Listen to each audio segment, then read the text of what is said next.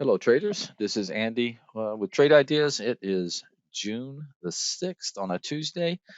And looking at the spies here, we had a couple of really good days. And then yesterday we had kind of a spinning top and inside day.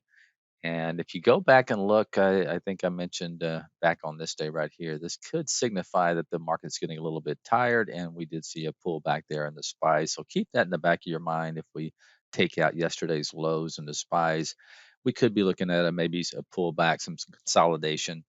Qs real quick. Let's take a look. Kind of a shooting star, if you will.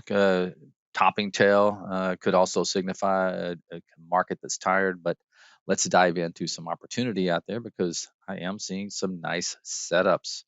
And let's start out with this global.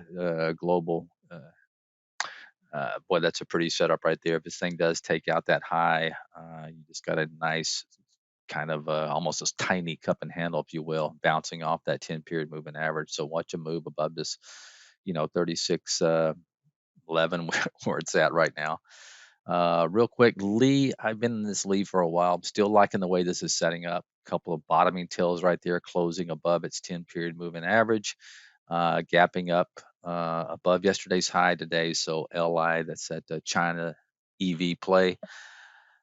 Urban, I'm kind of liking the way this is setting up. Pulling back here. See if it defends this 10 period moving average. It could be something that bases and moves off of that. A couple of more I want to get to. Shop. Shop is another one that I bought yesterday. And nice gap up today. A lot of option, I think, buying going on in that. So I got more on the list. So anyway, have a great day, and I'll talk to you guys tomorrow. Bye bye.